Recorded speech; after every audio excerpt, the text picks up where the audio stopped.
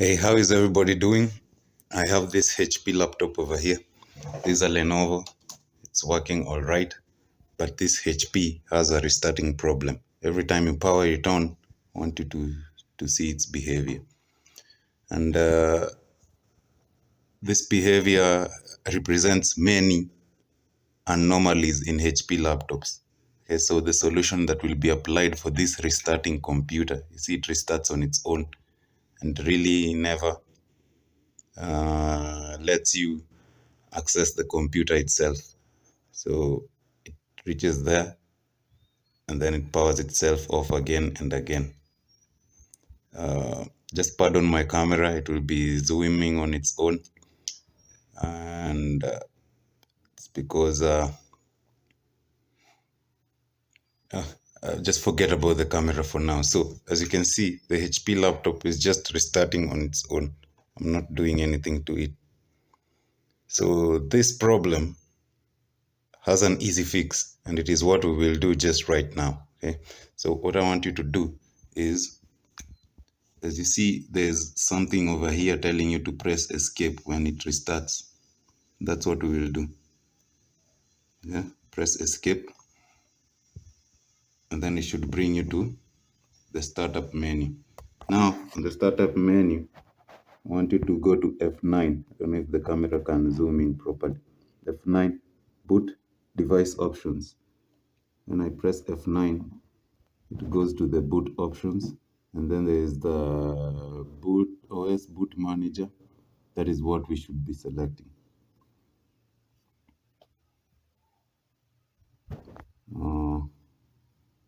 Well, it brings us,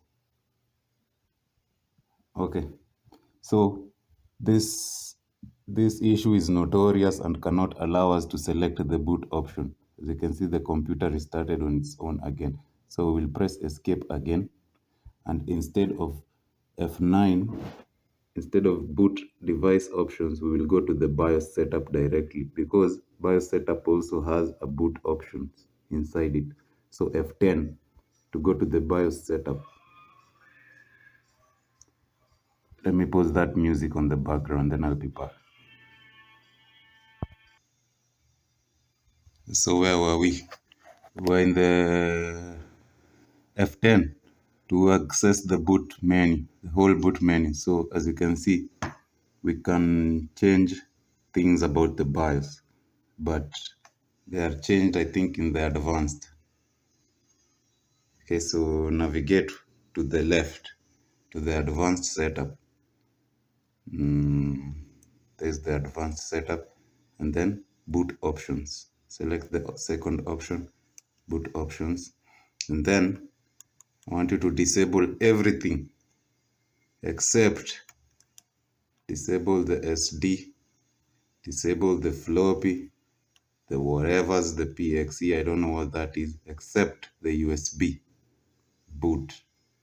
Okay, and then this one also should be disabled, and also the custom boot. And then press escape for back, and then another escape, and then it will ask you to save changes. Okay, now where's that USB? I have a USB somewhere. So this USB has some things that have been done to it. Okay, so on the link in the description below this video, you will find further instructions of what we have to do to this USB so that it becomes bootable and it works with this procedure. So before saving the changes and exiting, I will plug in the USB. Let me just plug it in.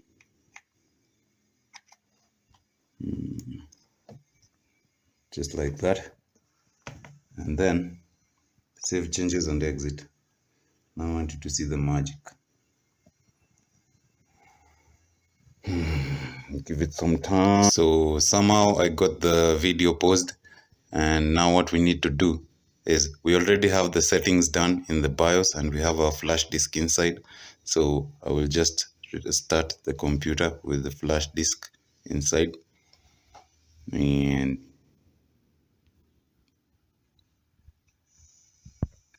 we still have a similar problem of restarting.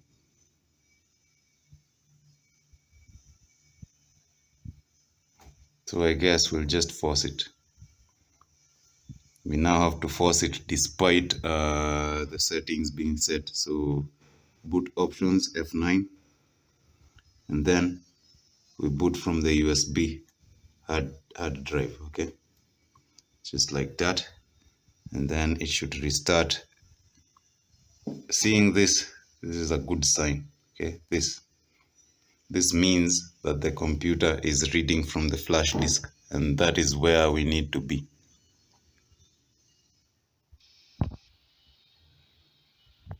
So from here it's now downhill, because everything from here is not so complicated. You can understand it on your own. So it's just a matter of pressing next, install now. The installation will begin. Now from here, I think you can handle yourself from here. So just accept the terms and of the license, and then press next. Custom install, the second option, and then you select the partition where you want to install. It should be a systems, something like this. So here comes the major problem with this procedure, is that you have to clear everything in your computer. Okay, so you see partition 3, something total size, and then the free space is 00, meaning the whole thing is full. So everything inside the computer will be cleared. And is it format or delete? Let us just delete all these partitions. Wait, before we delete it, let me see if we can select it. This one cannot be selected. This one is too small, total size 1 MB. So it is partition 2 to be selected, and it still cannot be clicked next. So what I'll do, I'll just delete all these partitions. Okay, clear the whole computer. Delete also this partition. Okay, and then this one is now selectable, as you can see. Next. So after that, the Windows will now install on its own to the end and restart several times your computer. Your computer will restart several times. So make sure it is plugged in to the wall. Mine is currently not plugged in because I trust my battery. But if you cannot trust your battery, plug in your machine so that it finishes this procedure. Once this is done, your computer will be back to life, and you will have me to thank by subscribing or doing some PayPal stuff down at the description. Thanks for watching. Goodbye. As you can see, this is a part of a procedure that should reach the end, but this part is self-explanatory. I will not wait for it. Bye-bye.